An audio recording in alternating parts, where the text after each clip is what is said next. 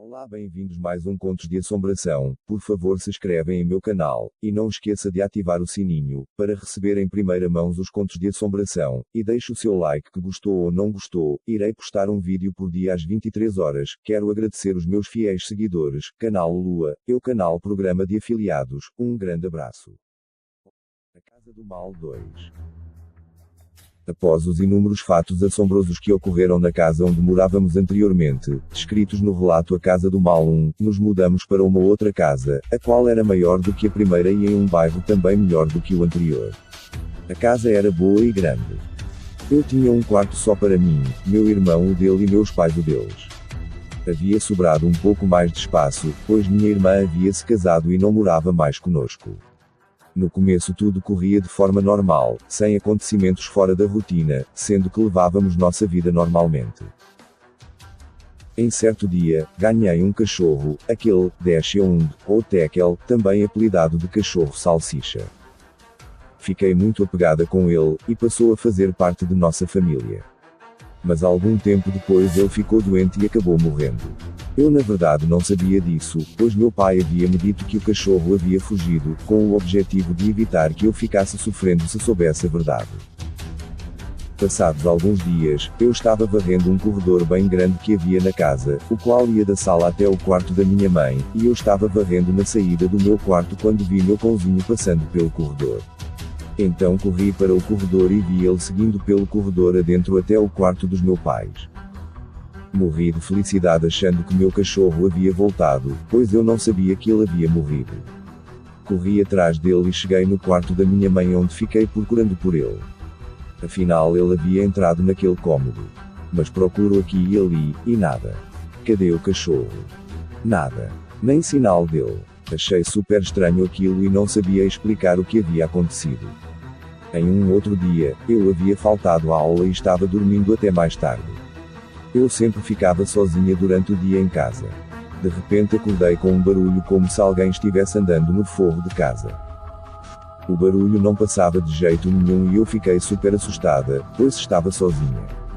Eu achava que tinha alguém andando no forro de casa e estava bem em cima do meu quarto. Como eu estava morrendo de medo, fiquei lá quietinha esperando passar. Foi quando a campainha tocou. Quando fui olhar, vi que era minha vizinha da frente me dizendo que tinha um homem em cima da casa. Nesse momento liguei para minha mãe que me mandou chamar a polícia. Então telefonei para a central policial, sendo que a delegacia era perto de casa. Em menos de um minuto estavam lá várias viaturas da polícia. Afinal era um cara em cima da casa onde havia uma criança sozinha. Os policiais reviraram minha casa, a casa dos vizinhos, e nada. Não acharam nenhuma telha fora do lugar sequer, e disseram ser impossível alguém estar andando lá e não ter nada fora do lugar. Como não encontraram nada, hoje acredito que aquilo poderia ter sido um espírito que estava vagando por ali, pois essa minha vizinha era espírita, e ela dizia que via espíritos. O que também sempre acontecia por lá, era que eu sempre escutava passos no corredor de casa. Parecia que havia alguém andando por ali, mas quando ia olhar, não via ninguém. Minha mãe e meu pai nunca viram nada e não acreditavam em mim quando contava o que eu escutava.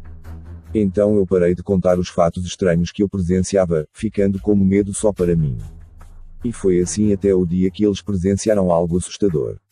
Eu tinha um duende, e dava várias coisas para ele, maçãs, bombons, etc. Certo dia meu pai estava brincando com minha sobrinha de matar o bicho-papão. Na brincadeira, ele ia até meu quarto e jogava um chinelo e dizia a ela, vamos matar o bicho-papão, e fechava a porta do meu quarto. Depois ele ia até o quarto do meu irmão e fazia a mesma coisa. Depois de feito ele voltava para buscar os chinelos nos quartos porque ele dizia que assim tinha matado o bicho-papão. Quando ele abriu a porta do quarto do meu irmão para pegar o chinelo, ele não estava mais lá. Ele estranhou e foi ao meu quarto, e se espantou vendo que os dois chinelos estavam lá, arrumadinhos em frente ao meu altar do duende. Quando cheguei do serviço meu pai me contou o que havia acontecido e mandou eu dar um fim no duende. Depois desse dia ele passou a acreditar em mim quando eu contava as coisas estranhas que presenciava na casa. Lá sumia tudo, e as coisas iam parar em vários lugares diferentes, até em cima do guarda-roupas. Meu pai, depois de ter passado por aquela experiência, achava que tudo isso era culpa do duende. Um certo dia minha mãe me chamou para conversar, porque ela começou a ouvir barulhos e sentir alguém se deitando com ela todas as noites, sendo que meu pai estava viajando e ficou 3 meses fora. Ela me disse que todas as noites sentia alguém deitando do lado dela, e até escutava a respiração. Depois meu irmão se envolveu com drogas, meu pai começou a beber cada dia mais. Nossa vida estava virando um inferno e nossa casa parecia estar possuída por algum espírito maligno, pois todas as noites e dias aconteciam coisas ruins por lá. Ficou tudo tão ruim que minha mãe resolveu chamar um padre para benzer nossa casa.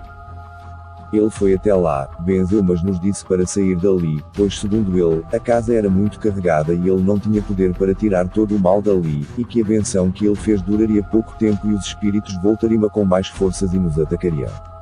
Depois de tudo isso, minha mãe entregou a casa e nos mudamos novamente. Algum tempo depois ela descobriu que naquela casa as pessoas que viveram ali também mexiam com espíritos, justificando os acontecimentos presenciados por todos nós. Procuramos então um centro de Umbanda para sabermos o que se passava e descobrimos que os espíritos estavam nos seguindo de casa em casa, e que não adiantaria que nós mudássemos, pois eles iriam juntos conosco, perturbando nossas vidas, e eles só dariam paz quando a família se separasse, e isso logo acabou acontecendo. Eu vim para São Paulo morar sozinha e meus pais ficaram no interior. Eles continuaram vendo e escutando coisas por lá, mesmo na outra casa em que estavam morando. Até pouco tempo atrás minha mãe me contou que ela ainda viu um vulto por lá.